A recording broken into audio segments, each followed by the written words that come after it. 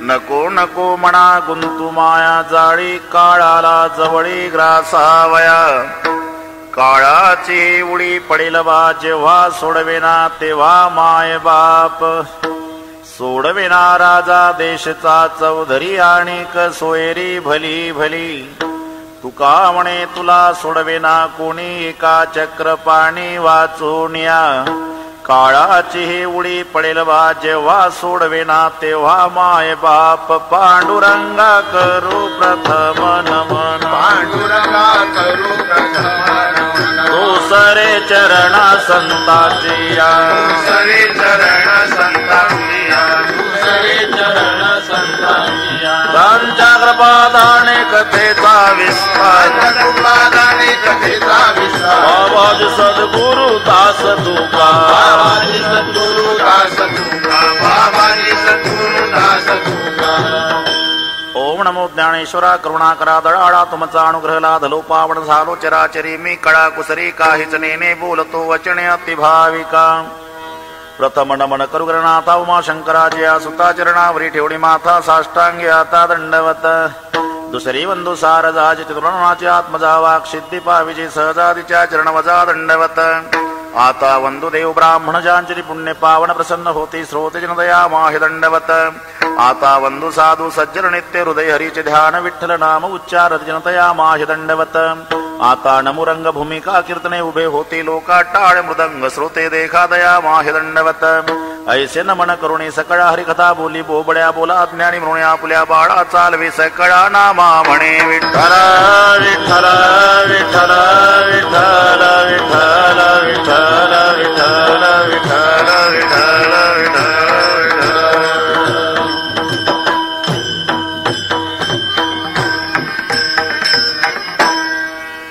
अशी आहे त्याच्याकरता परमार्थ करण्याची गरज नाही. नैनम छिंदंती शस्त्राणी नैनम दहती पावकः न चैनम क्लेदयन्त्या पुनः शोषयति मारुतः.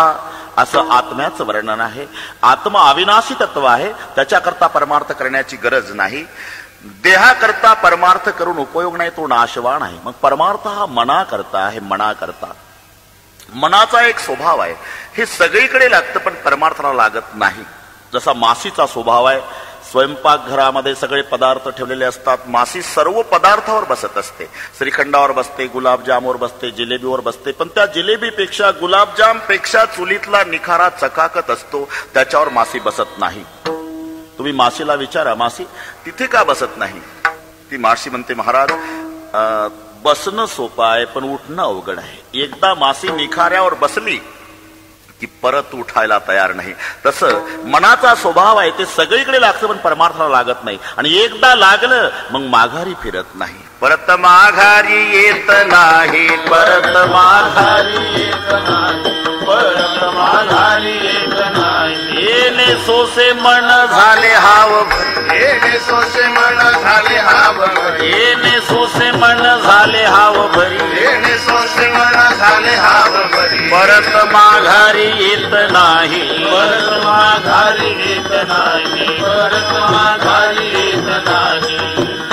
परत माघारी येत नाही. मग ठिकठिकाणी मनाला विनवणी करताना तुकोबारायणी मना तेथे धाव घेई, राही विठोबाचे पायी, बस तेथे धाव घेई. हरिनाम वेली पावली विस्तार, बस तेथे माझ्या मना होई पक्षीराज. ठिकठिकाणी मनाला विनवणी केलेली आहे. देह आणि मन, संसार हा देहाने करायचा आहे, परमार्थ मनाने करायचा आहे. आणि म्हणून गोपिकांचा दृष्टांत दिला जातो. गोपिका मन हे गोविंदी, देह काम करीव. करिता संसाराचा धंदा, आठविती त्या गोविंदा. वेदे वेधिल्या कृष्ण छंदा, रात्रंदिवस समजेना.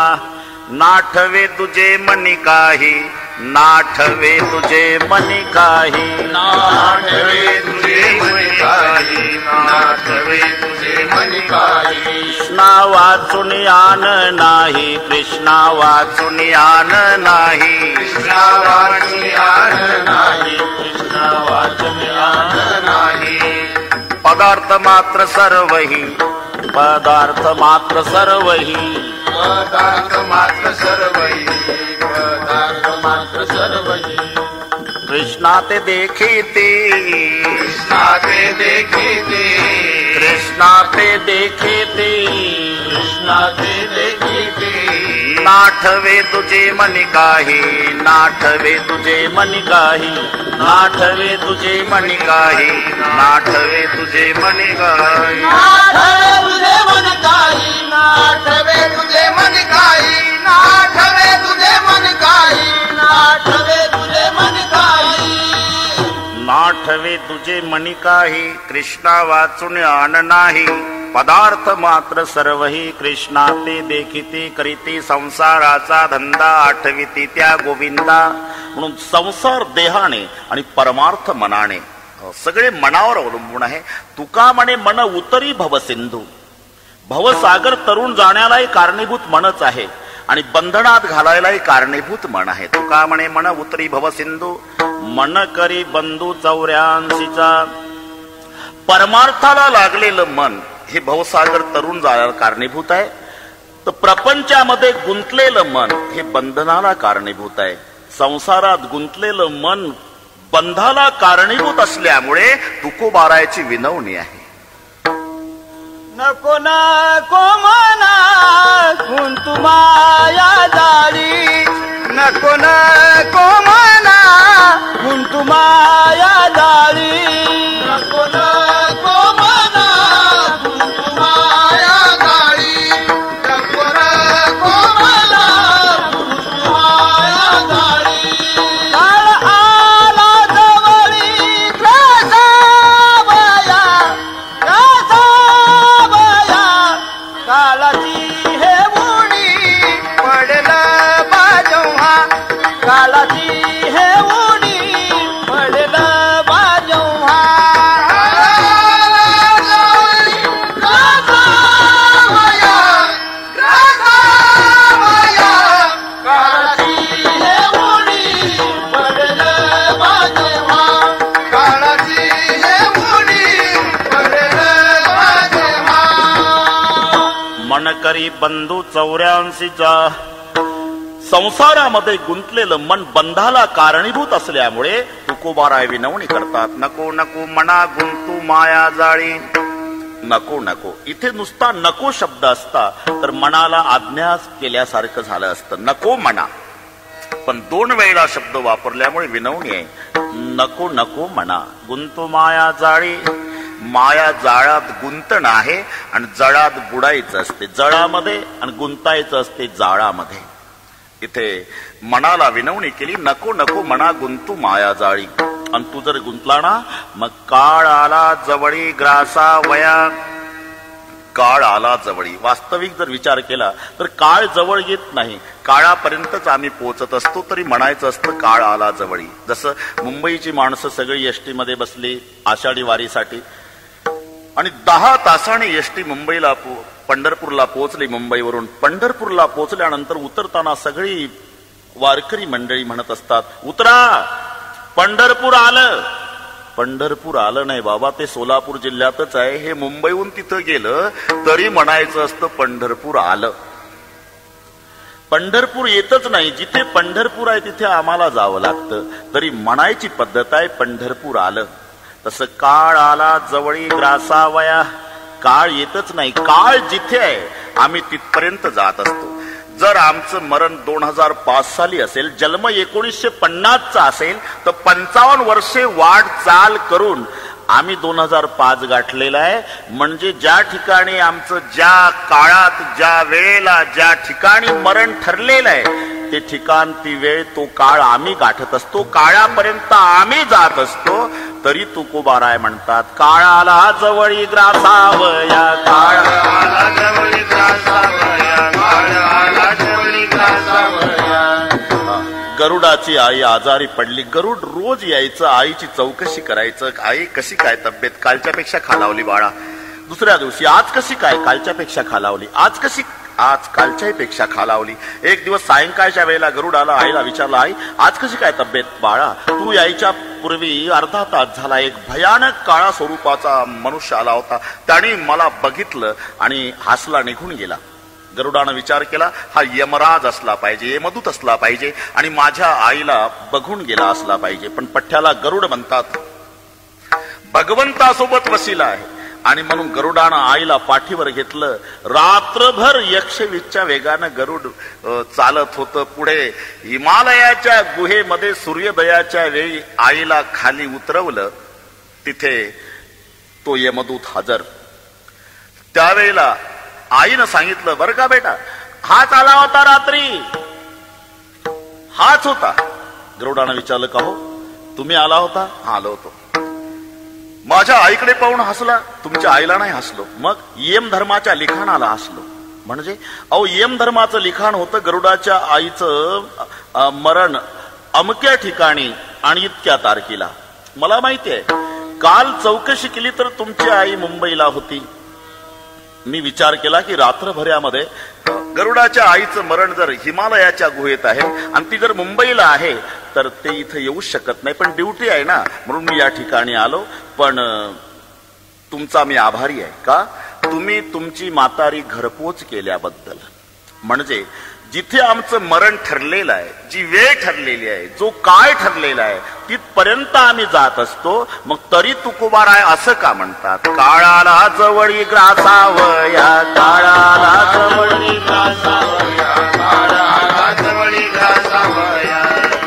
याचं कारण आहे, काळाचे 3 प्रकार सर्वांना माहित. भूतकाळ, वर्तमान काळ आणि भविष्य काळ. आतापर्यंत आपलं जे आयुष्य ते भूतकाळात गेलं, आता चालू वर्तमान काळ आहे, राहिलेलं भविष्य काळात संपणार आहे.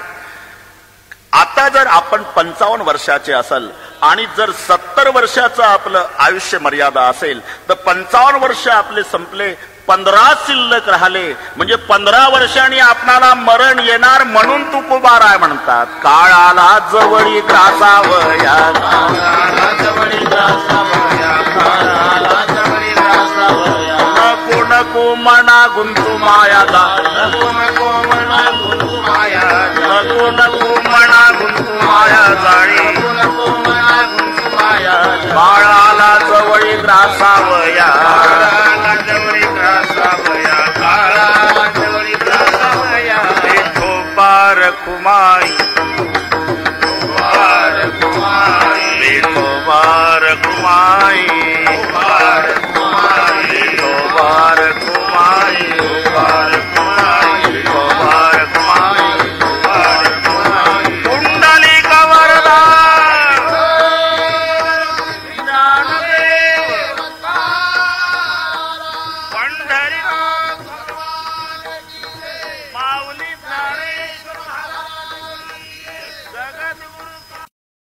विठोबार कुमाई, विठोबार कुमाई, विठोबार कुमाई, विठोबार कुमाई, विठोबार कुमाई. नको नको म्हणा गुंतू माया जाळी, काळाला जवळी ग्रासावया. काळाला जवळी. आपण जर इतके वर्षे जगलो, आता थोडे राहिले आणि म्हणून या अर्थी तुकोबार म्हणता, बाबा काळ आला जवळी ग्रासावया. महाराज, काळ आला जवळी, काळ आला जवळी, काळ आला जवळी. येऊ द्या ना आला तर. नाही रे बाबा, जेव्हा काळ येईल ना, काळाची ये बुडी, काळाची ये बुडी, काळाची ये बुडी पडेल माझे भाग. काळाची ये बुडी, काळाची ये बुडी, काळाची ये बुडी पडेल माझे भाग. काळाची हे बुडी, काळाची हे बुडी, पडेल माझे भाग. काळाची हे बुडी, काळाची हे बुडी, काळाची हे बुडी पडेल माझे भाग. सोडवे ना ते भाग माय बाप, सोडवे ना ते भाग माय बाप, माय बाप, माय बाप,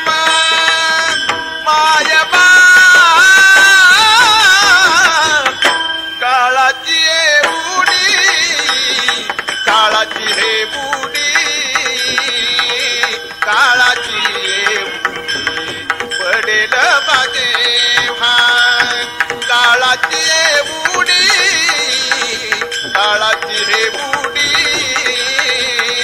काळाची हे बुडी पडेल माझे भान सोडवे ना देवा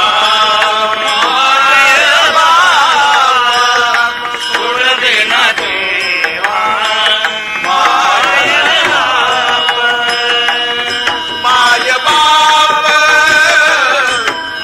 बाप माय बाप काळाची हे बुडी काळाची हे बुडी काळाची हे बुडी पडेल माझे भान काळाची हे बुडी काळाची हे बुडी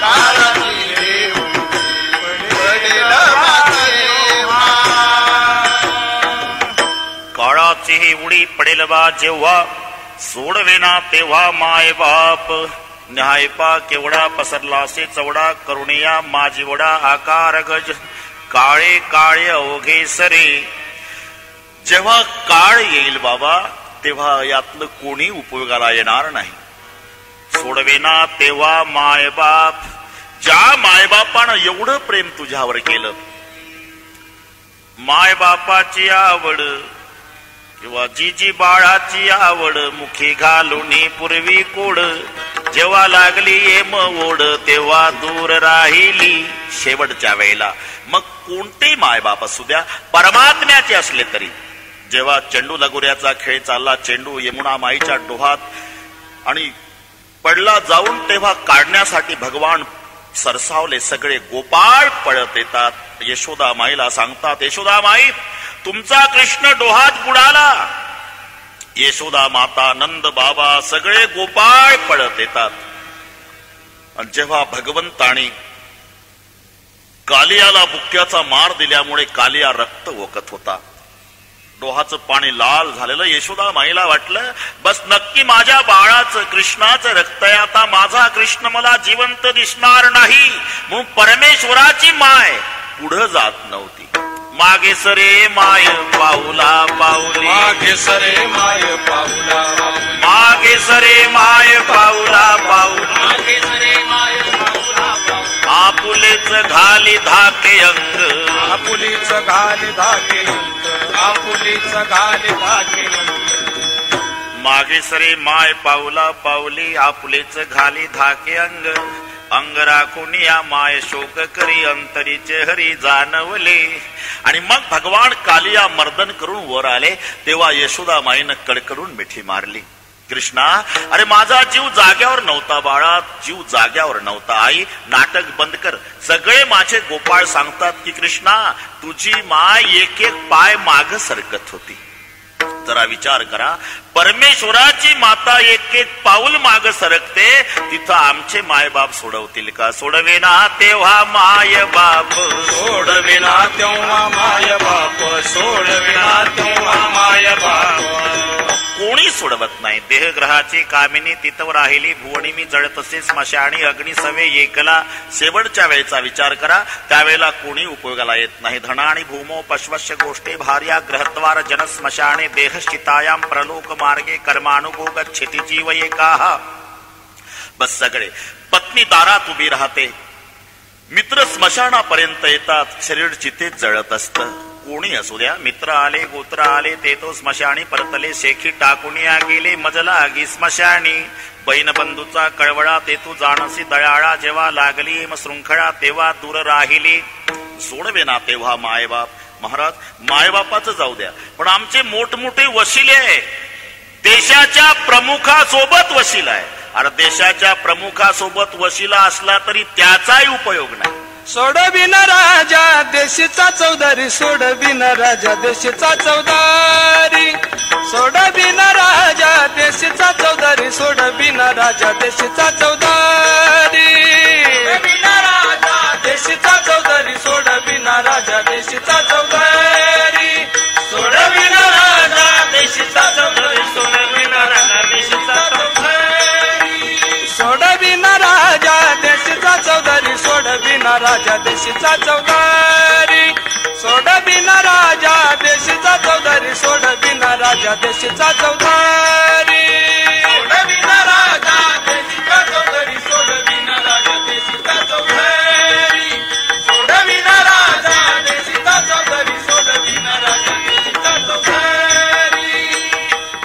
अनेक सोयरी भली भली अनेक सोयरी भली भली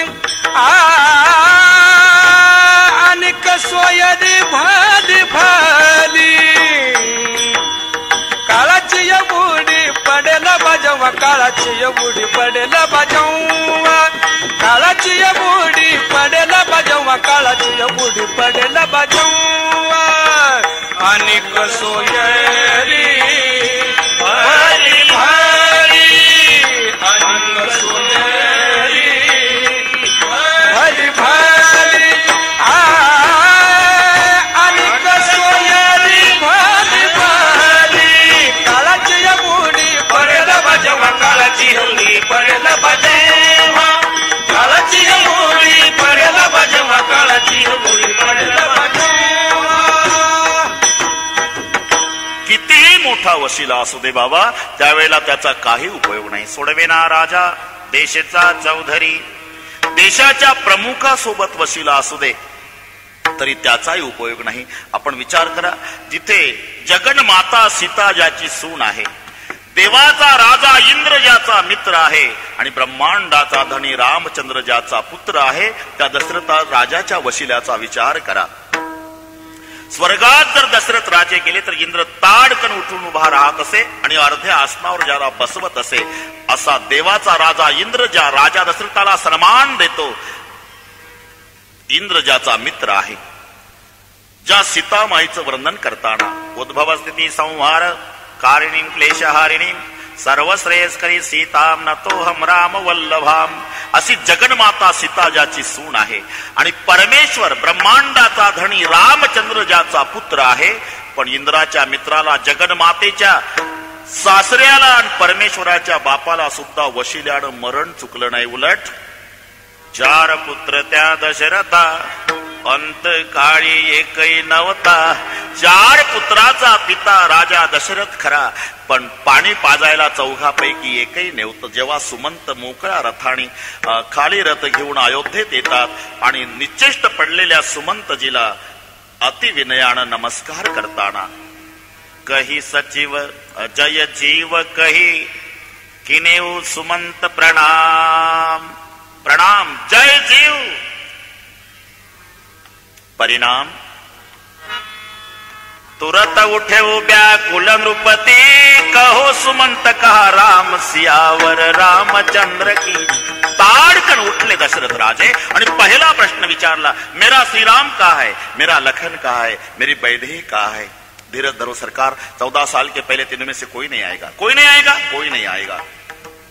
सुमंत और करे अपराधो को और पावे फल भोगो, अति विचित्र भगवंत गती को जग जाणे लोगो.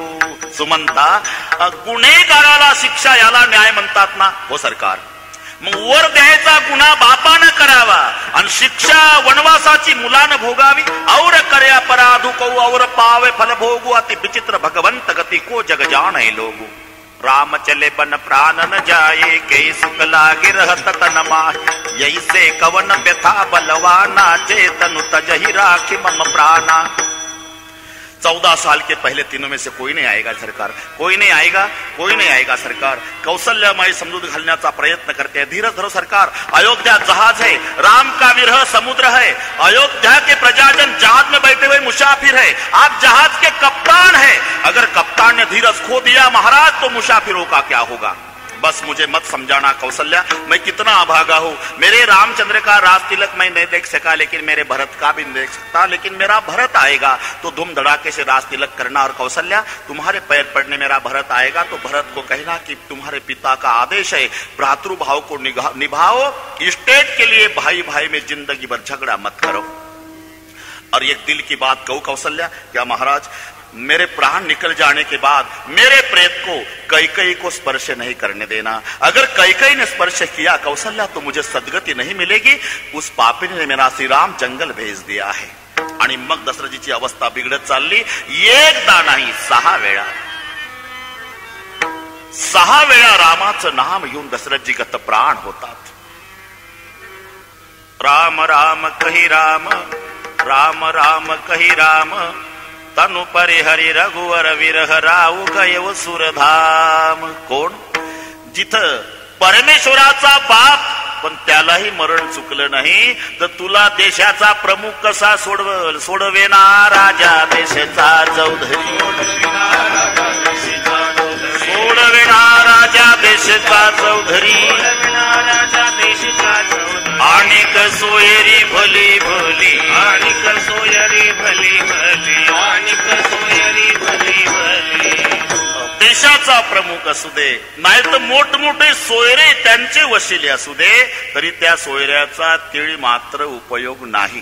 का? सोयरे संपत्ती करता जवळ आलेले आहे. सगळे संपत्ती करीत. सोयरे धायरे संपत्ती के लोग. बस संपत्ती करता जवळ आलेले सोयरे.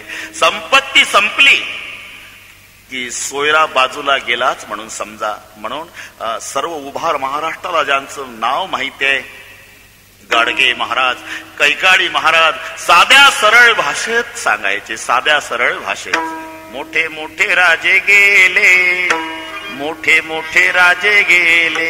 अरे जिथं राजा मरतो त्याच्यासोबत वशिला लावून तुझी सुटका कशी होईल? सोडविना राजा देशाचा चौधरी. आणिक सोयरी भली भली.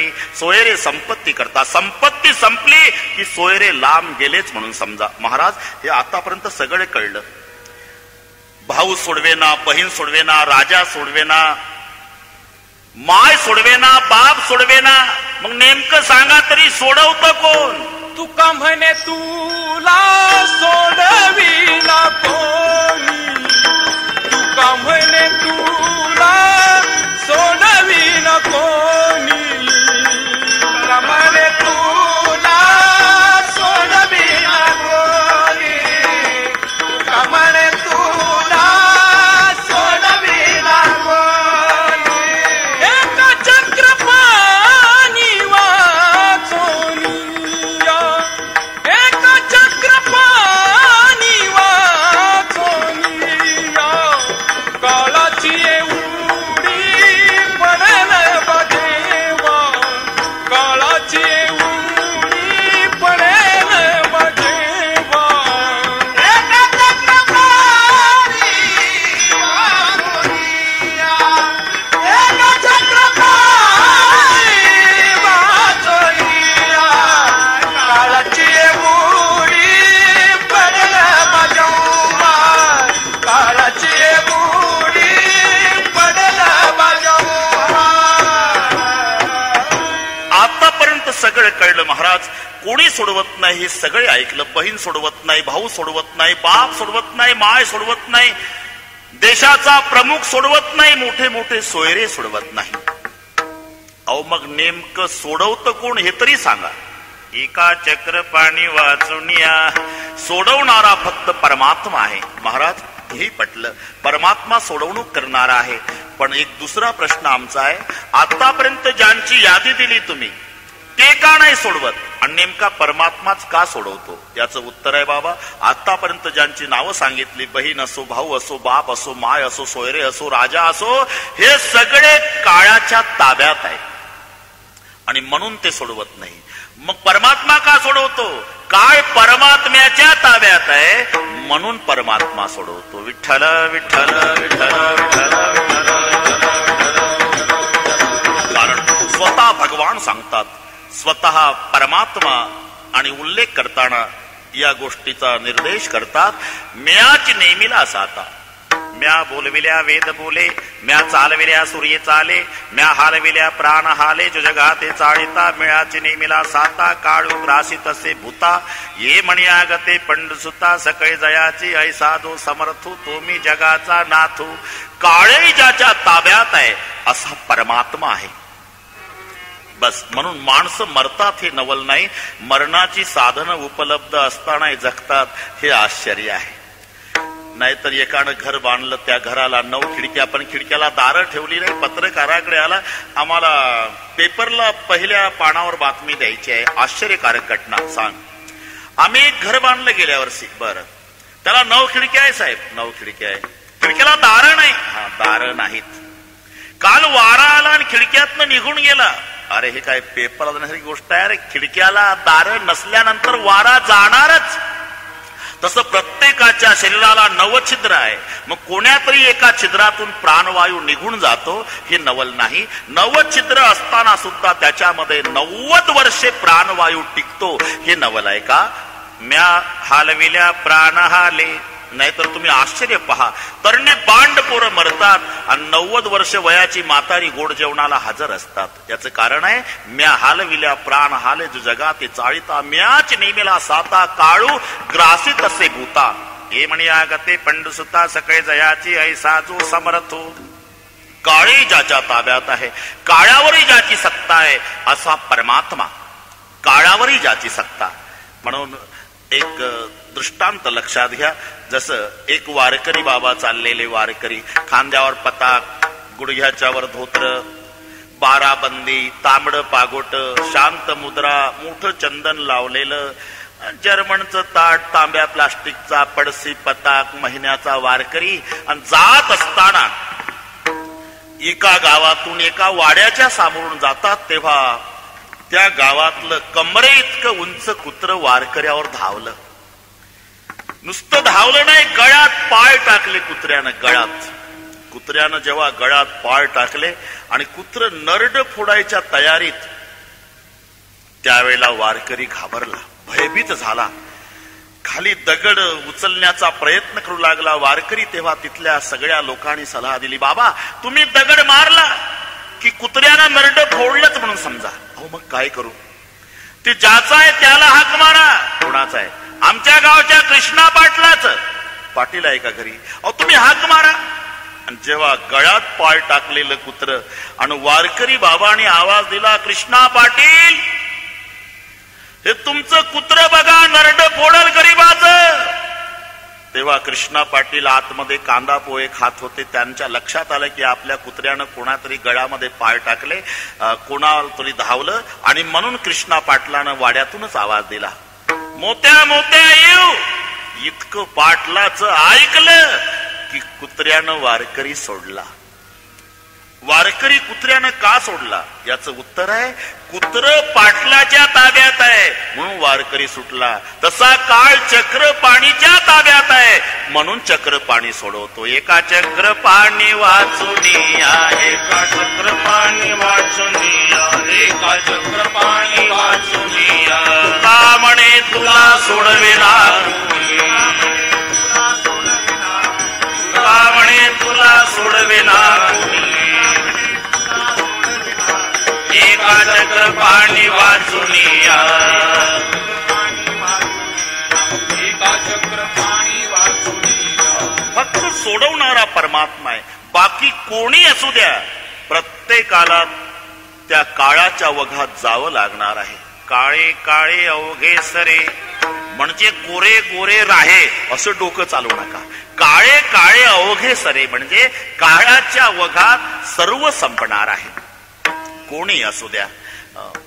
9 भी मर गए, 10 भी मर गए, मर गए 1788. 9 भी मर गए, 10 भी मर गए, मर गए 1788. 9 भी मर गए, 10 भी मर गए, मर गए 1788.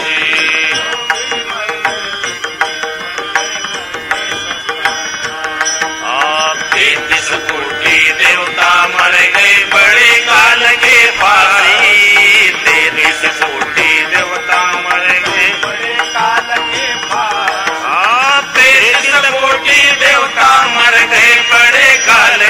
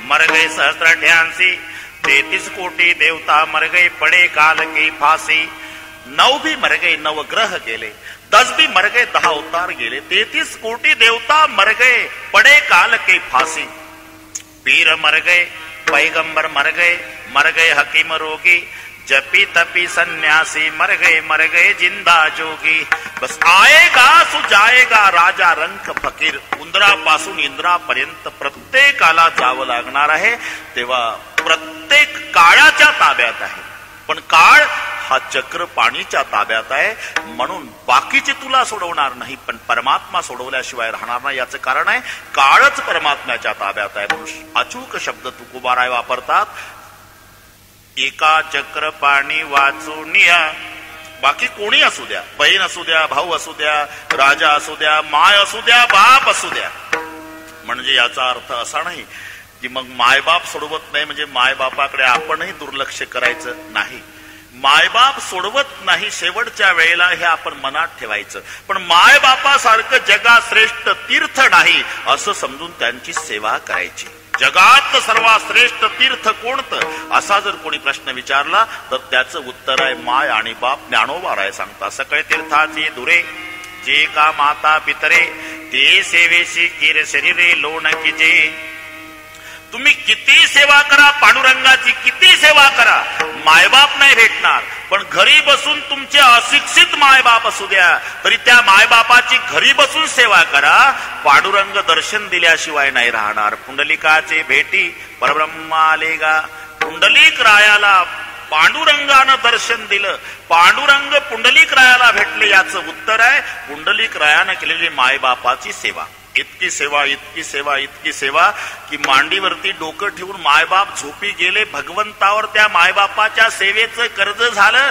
जगाच्या बापाला पुंडलिक रायाकडे यावं लागलं पण पुंडलिक राय या बसा म्हणायला तयार नाही देव बोलायला लागले तर पुंडलिक रायानं इशारा केला देवा बोलू नका का माझ्या पितयाची होईल निद्राभंग न घडे प्रसंग बोलण्याचा न घडे प्रसंग बोलण्याचा न घडे प्रसंग बोलण्याचा माझ्या पितयाची होईल निद्राभंग माझ्या पितयाची होईल निद्राभंग माझ्या पितयाची होईल निद्राभंग माझ्या पितयाची होईल निद्राभंग न घडे प्रसंग बोलण्याचा न घडे प्रसंग बोलण्याचा न घडे प्रसंग बोलण्याचा आताच माझे मायबाप माझ्या मांडीवरती डोकं ठेवून झोपी गेले देवा आणि जर तुम्ही बोलला तर माझ्या वडिलाची माझ्या आईची निद्राभंग होईल आणि मला पाप लागेल न घडे प्रसंग बोलण्याचा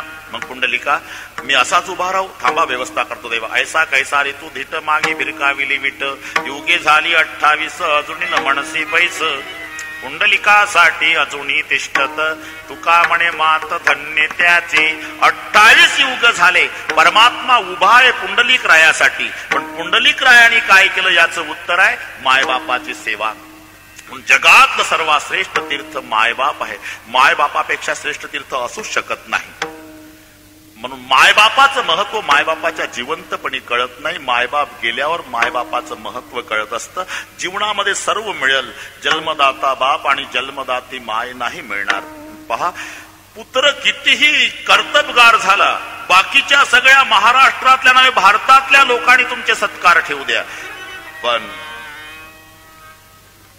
बापाच्या शाबासकीत जे प्रेम आहे ते जगातल्या कोणत्याही श्रीमंताच्या शाबासकीत प्रेम नाही पुत्राच्या विजय पिता संतोषत जाय नाही तर शुकाचार्याचं भागवत चाललेलं त्यात मोठमोठे महात्मे नखाच्या चुंबळी झालेले श्रवणाला येऊन बसले कश्यप कात्यायन गौतम मार्कंडे वसिष्ठ वामदेव सुयज्ञ जाबाली प्रतिसृष्टी निर्माता विश्वामित्रासारखे महात्मे पण सर्वात शेवटी व्यास महर्षी येऊन बसले कुजबूज सुरू झाली अरे व्यासानेच निर्माण केलेला ग्रंथ भागवत आणि मग हे स्वतः श्रवणाला का त्यांचा मुलगा सांगतोय स्वतः का ऐकायला आले? कुजबूज सुरू झाल्यावर व्यास म्हणाले, बाबा मी जरी भागवत निर्माण केलं असलं तरी आजची गोडी काही वेगळी आहे. का? भागवत हे पिकलेलं आंब्याचं फळ आहे आणि आज त्याला माझ्या पोपटाची चोच लागणार आहे. कोण पोपट? माझा शुक. म्हणून पुत्राच्या विजये पिता संतोषत जाय. पुत्र विजयाचा खरा आनंद होत असतो जन्मदात्या बापाला. तसं आई आणि बाप जगातलं सर्वात श्रेष्ठ तीर्थ आहे.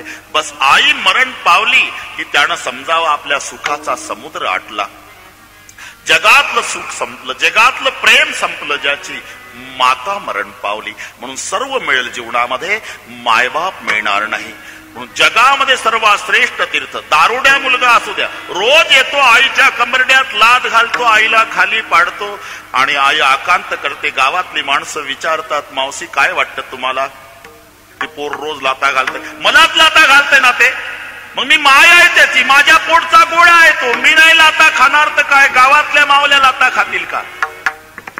तुमची इच्छा काय? माझी एकच इच्छा आहे बाबा, एकच इच्छा आहे. पांडुरंगानं मला माझ्या दारुड्याच्याच खांद्यावर न्यावं आणि रोज लाता घालायच्या निमित्तानं माझं बाळ मला भेटावं. असं एकमेव पात्र जगात मायबाप.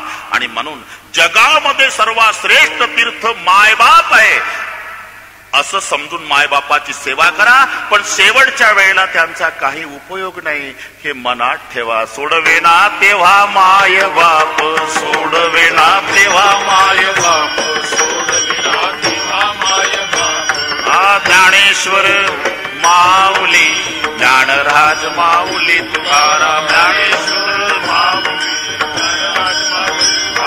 ज्ञानेश्वर माऊली, ज्ञानराज माऊली तुकाराम.